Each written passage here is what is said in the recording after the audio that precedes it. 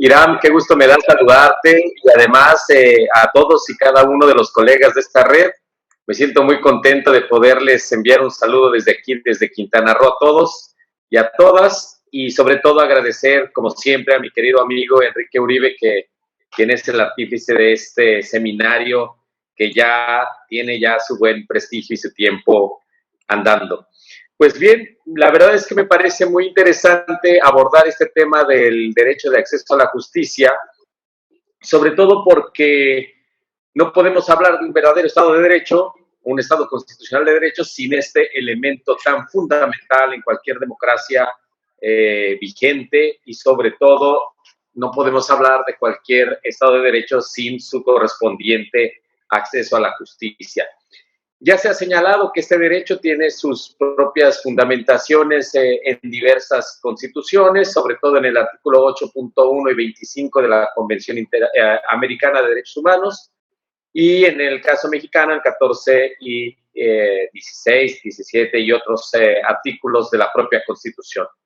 El derecho de acceso a la justicia, como bien ya se ha señalado, abarca diversas instituciones, la creación de diversas instituciones y su consecuente fortalecimiento, entre las que se encuentran los propios tribunales que en el sistema mexicano, en el sistema federal, pues obviamente abarca tanto los federales como los estatales, autoridades que realizan también actos materialmente jurisdiccionales, no propiamente de los propios tribunales, me refiero a la justicia laboral en este momento y que posteriormente pasará a la parte del Poder Judicial, a todos los operadores jurídicos vinculados a este derecho, como también a los mecanismos comunitarios indígenas o alternos de solución de conflictos, e instancias administrativas como las comisiones de derechos humanos a las cuales ya se han hecho referencia.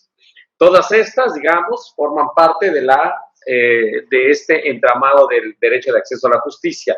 Este, además, como ya también se ha dicho, y lo he escuchado con mucha atención, se estructura a partir de diversas dimensiones que abarcan tanto la independencia, la imparcialidad, la expeditez, la garantía del derecho a la igualdad y no discriminación, y debe además de contar con recursos efectivos, adecuados y accesibles para todas y cada una de las personas, principalmente para las víctimas, e incluir además mecanismos para la reparación integral del daño, incluidos también el error judicial. Y yo quiero hacer mención en dos puntos centrales. La primera es que derivado en efecto, de la crisis coyuntural que todos tenemos en este planeta con el tema de la pandemia, se vio claramente afectado el derecho de acceso a la justicia. Los diversos tribunales en nuestro país, tanto federales como los estatales, emitieron sendas comunicados en donde detuvieron o paralizaron la actividad judicial, la actividad de la impartición de justicia, y con ello, por supuesto, impactaron fuertemente con el derecho de acceso a la justicia, negándole a muchas de las personas en medio de toda esta pandemia justamente este derecho tan fundamental para cualquier Estado democrático.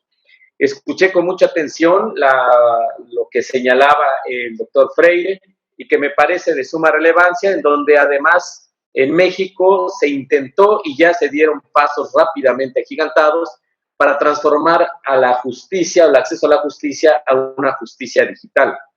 Hoy en la Suprema Corte de Justicia se presume que ya se puede acceder a todos los procedimientos a través de las plataformas tecnológicas.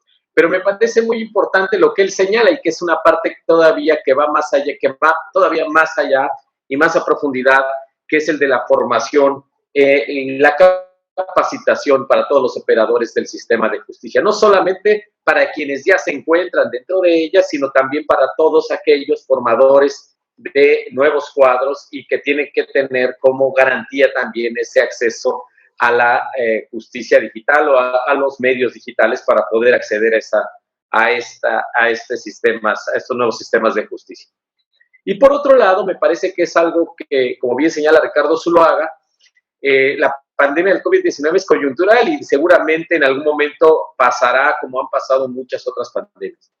Pero quizás la pandemia que yo, además de las que él ya señalaba, más grave que tenemos, al menos en México, como estoy seguro que pasa en muchos otros países en América Latina, es justamente la corrupción que afecta uno de los principales pilares que tiene la impartición de justicia y que es el de la independencia judicial.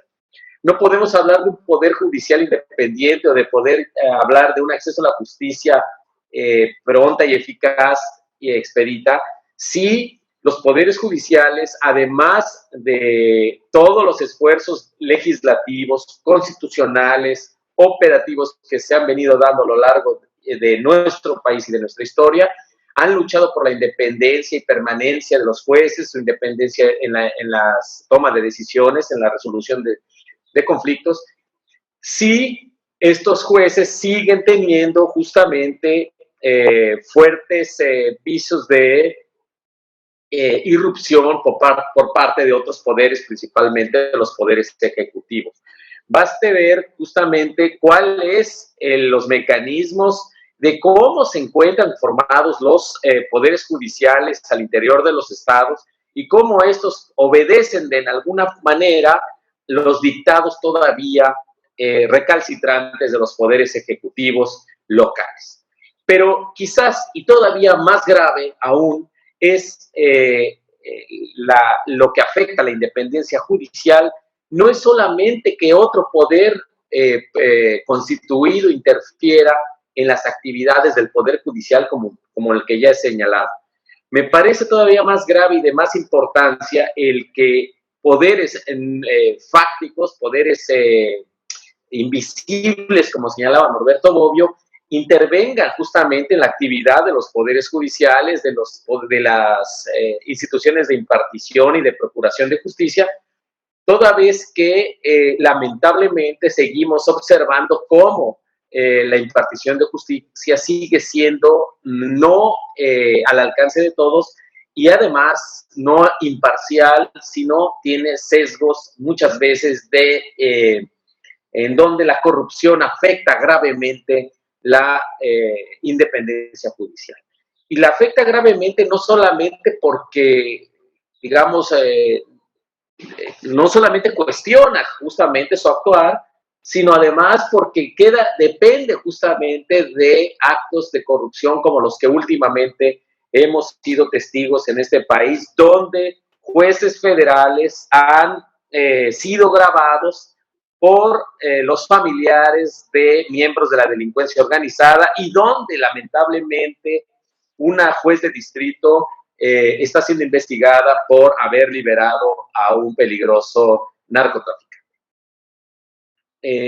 Por otro lado, estamos siendo testigos de cómo se está manipulando un caso selectivo de manera política en este momento, que es el caso Odebrecht, y de cómo la impartición de justicia durante muchos años en nuestro país había sido, como hasta el día de hoy todavía no sabemos qué es lo que va a ocurrir, una cuestión de carácter o de índole eminentemente político.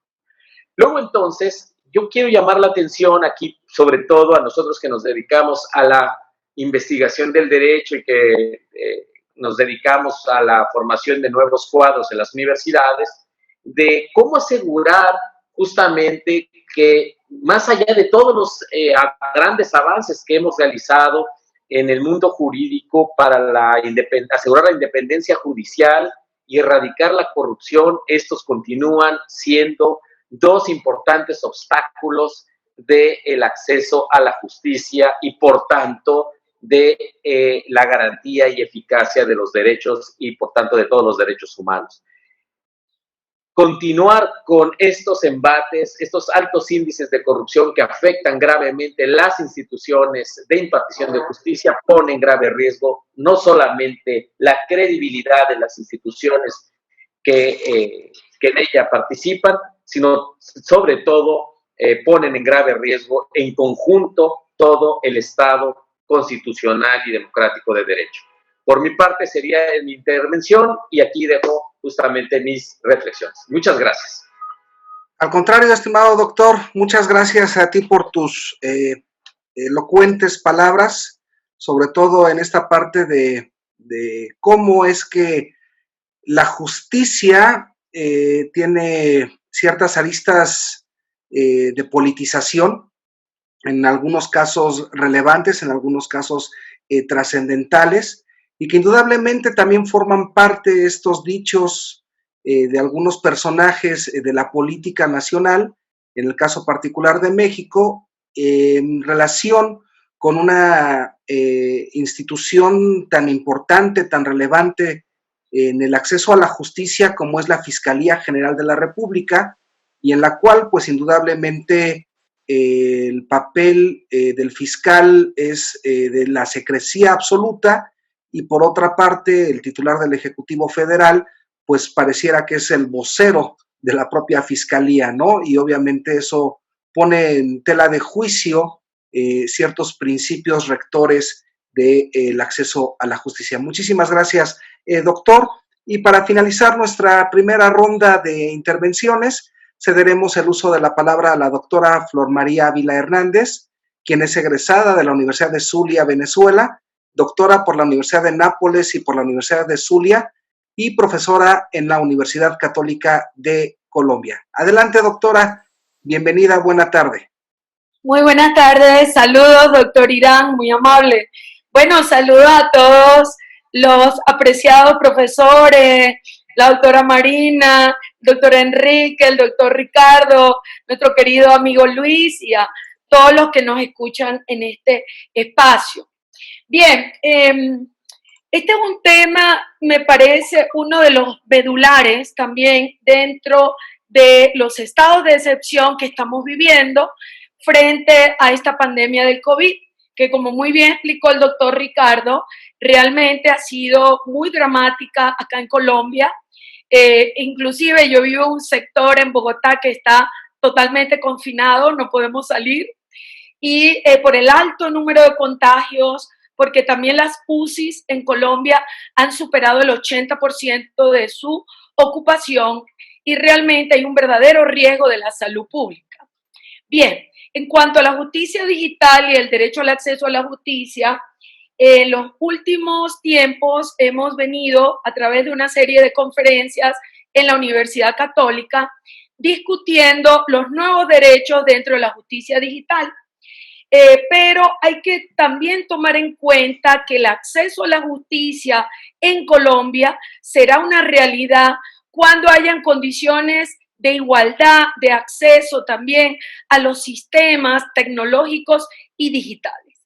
Bien, la ley colombiana, específicamente el Código de Procedimiento Administrativo, la ley 1437, establece el artículo 54 que permite el derecho de todo ciudadano al acceso a los medios tecnológicos y de medios de comunicación electrónica. Entonces, es el derecho a usar las tecnologías. Dentro de este derecho, que es un derecho fundamental, el derecho al uso de las nuevas tecnologías, tenemos el derecho al debido proceso digital, el derecho a tener documentos en formatos digitales, el derecho a las pruebas a través de medios digitales, el derecho a la radicación digital, el derecho de acceso al expediente en medios digitales y el derecho a la impugnación electrónica. Es decir, Colombia hoy se está preparando para, dentro de los objetivos del llamado gobierno en línea, que casi todos los portales del Estado colombiano están hoy en vías virtuales. Entonces, la justicia, que es un servicio público, tiene también que adecuarse a los medios digitales. Entonces, tenemos dentro de la Ley 137 de 1994 que regula los estados de excepción, en primer lugar tenemos el artículo 5 que prohíbe la suspensión de derechos humanos intangibles.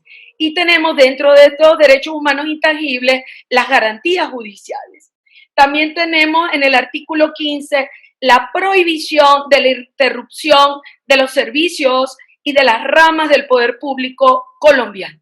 Es decir, el Estado tiene que garantizar dentro de un estado de excepción el servicio de la Administración de Justicia, porque así lo establece expresamente la Ley Estatutaria Colombiana 137, que prohíbe la suspensión del servicio de justicia.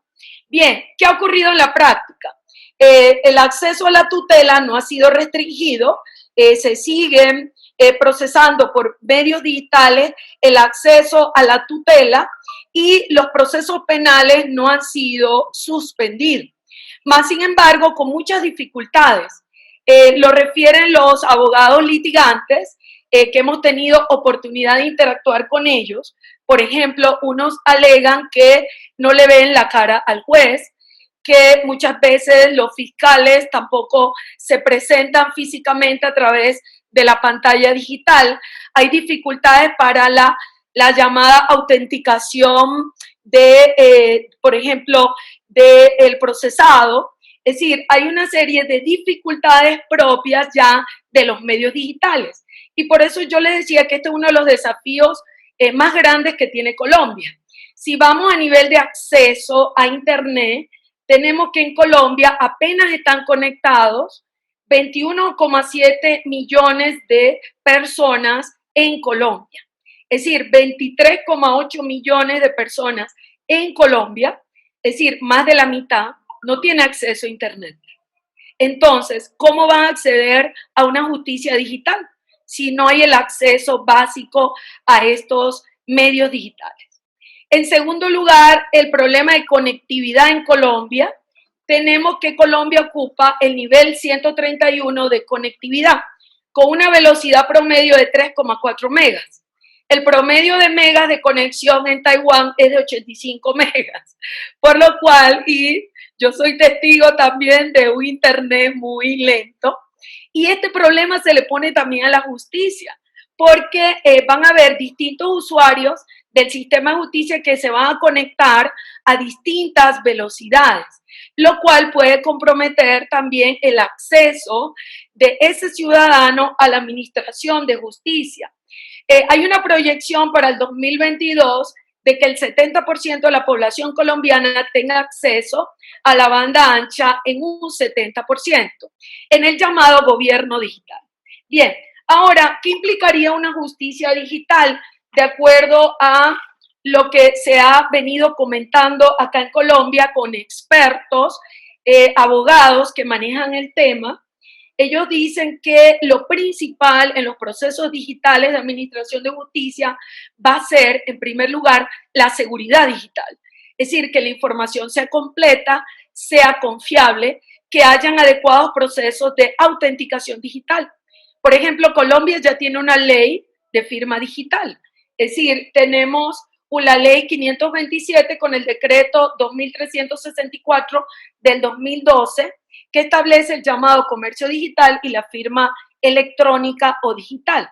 Entonces, a juicio del Ministerio de Tecnología en Colombia, ya pueden haber procesos de reconocimiento de los ciudadanos por medios digitales. Pero repito, esto está en proceso, está en construcción, porque realmente, repito, los desafíos son muchos. También nos refieren los abogados litigantes que los jueces tienen distintos criterios. Unos, por ejemplo, se conectan vía, por ejemplo, Zoom, otros se conectan vía WhatsApp. Es decir, no hay una uniformidad en el acceso a la justicia y entonces esto está repercutiendo en que no hay una uniformidad de hoy en Colombia de la justicia digital.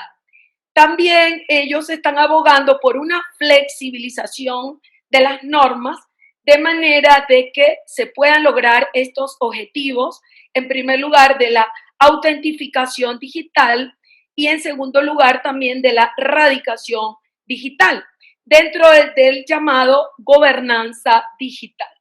Por último, se está haciendo referencia también a la llamada al buen gobierno digital, al debido proceso digital, al estampado tecnológico, a la seguridad digital, y esto está dentro de un plan llamado Gobierno Digital, donde se aspira a que cada ciudadano colombiano tenga la llamada carpeta digital.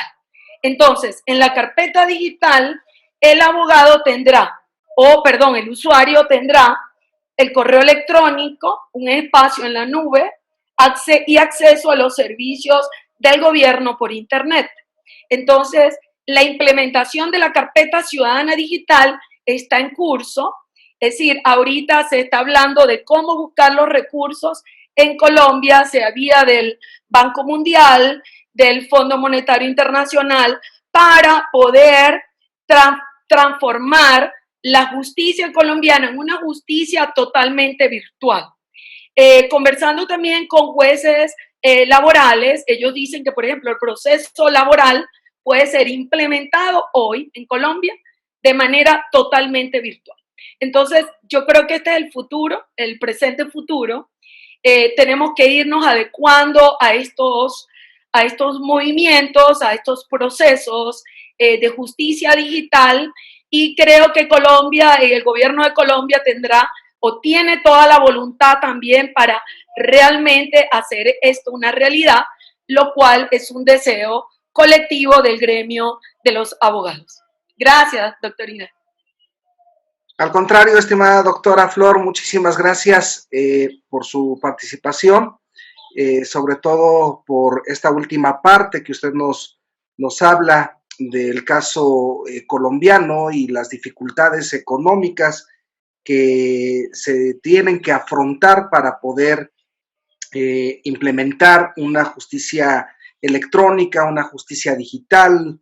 Cualquier denominación nos parece recaer en el campo epistemológico y semántico, pero rescataría yo un elemento que hemos suscrito muchos que en el pasado nos hemos dedicado a los temas de la informática jurídica y la regulación jurídica de las nuevas tecnologías, y es que la seguridad jurídica en los procesos y procedimientos jurisdiccionales depende en gran medida de la seguridad informática, y esa no le corresponde a los abogados desarrollarla, sino a los técnicos en informática, a los ingenieros y quienes son especialistas en la materia. Muchísimas gracias, estimada doctora.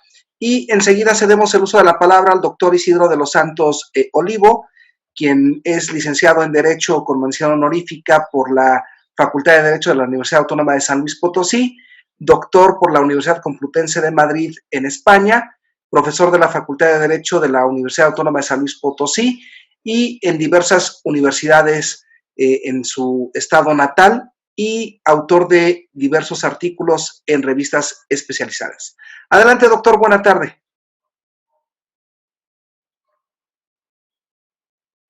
Su micrófono, doctor, por favor.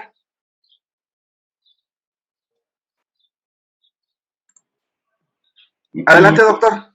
¿Ya me escuchan? Perfectamente. Muy bien. Muchas gracias, señor moderador, muy amable. Buenas tardes nuevamente para saludar a los compañeros, al doctor Enrique, ¿verdad? Al señor presidente.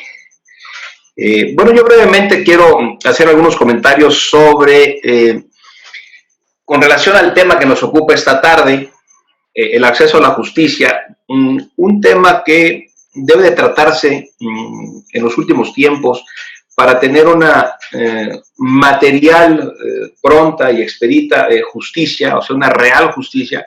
Me parece que hay que trabajar mucho en la selección del personal que integra esta gran avenida, gran función del Estado que es el Poder Judicial. Y es quizás, no es un poder político como se ha escrito y como lo describió Montesquieu en su momento, pero es uno de los poderes más fuertes, quizás el que tenga el control en el Estado de Derecho. Y entonces, bueno, trabajar sobre lo que implica la formación del juzgador. Entonces, aquí inclusive me gustaría empezar diciendo que en esta línea de lo que he comentado, podemos observar que la actividad del juzgador participa la dialéctica que es por todos ustedes también conocida de politización de la justicia o la judicialización de la política.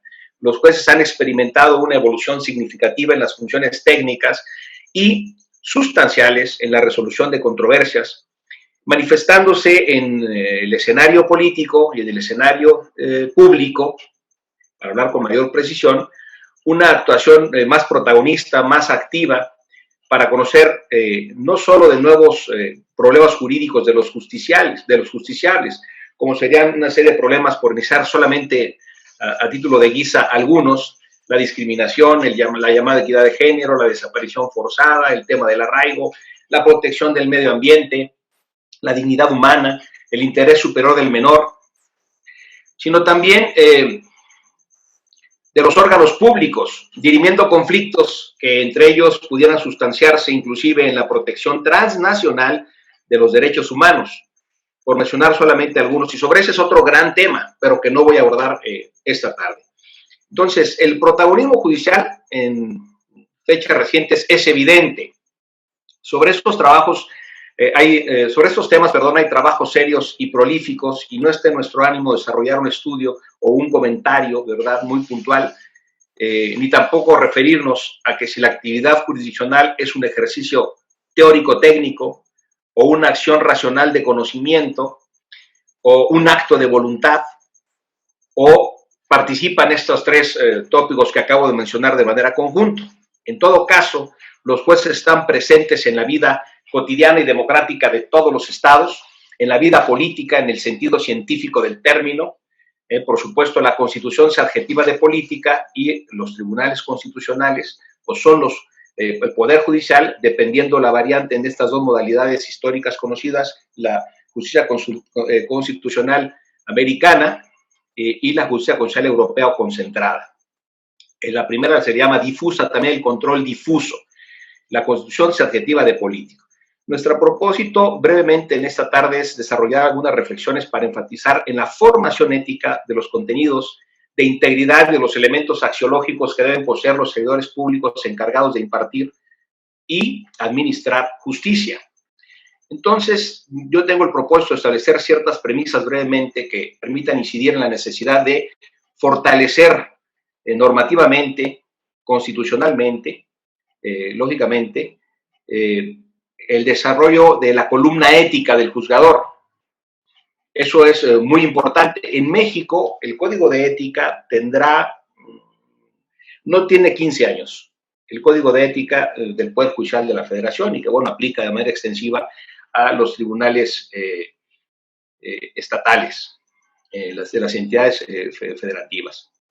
En plena era de las comunicaciones, como ya se refirió la profesora Flor en el uso de la voz que me precedió, en la que el Internet y las redes sociales son un lugar común de la inmensa mayoría de los ciudadanos, podríamos pensar que en todo Estado constitucional los destinatarios de la norma y la autoridad encargada de ejercerla deberán estar muy familiarizados con su contenido y con su alcance. Esto técnicamente facilitaría la consolidación de un llamado Estado de Derecho. Ahora bien, en ese sentido, me parece a mí que uno de los objetivos principales estriba en, para dejar aquí sentado en esta tarde, establecer un planteamiento que trate de insistir en la formación ética de los togados, es decir, en las cualidades valorativas o la carga axiológica estimativa que deben abrigar a aquellos ciudadanos que se dediquen a la noble, delicada y altísima actividad de impartir justicia.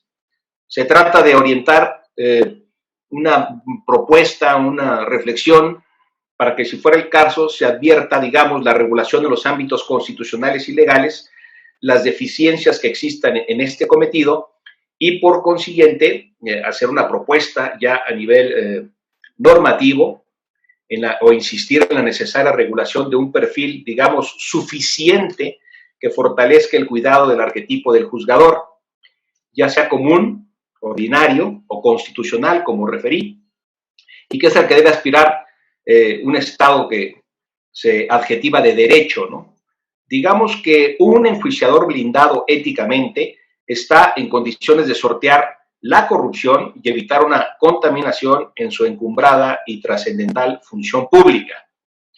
Entonces, eso es fundamental. ¿Qué le va a fortalecer? ¿O qué sacaría, digamos, de provecho una institución mediante esta formación humana en los juzgadores? Bueno, el juez estaría investido seguramente, al estar investido en una de las más altas responsabilidades que cualquier profesional de derecho pueda poseer, la deontología se presentaría en el juzgador como una premisa sine qua non, es decir, como una solicitud sin la cual el que porta esta noble investidura, a mi juicio, no pudiera cumplir con el fin último del derecho, que es precisamente la justicia. Nuestro tema de hoy es el acceso a la justicia. Digamos que el telos de la deontología judicial es el servicio de la justicia y su materialización en tanto valor supremo del derecho. A mi juicio, ese es el verdadero problema al que se enfrenta el sentenciador. Sin duda alguna, es menester insistir en la formación moral como condición inexorable para conseguir los más altos fines sociales en la materialización de la justicia. Ahora, brevemente diré unas cuestiones sobre si el juez realiza un acto, qué tipo de acto realiza en su función como enjuiciador, como parte de las funciones esenciales del Estado.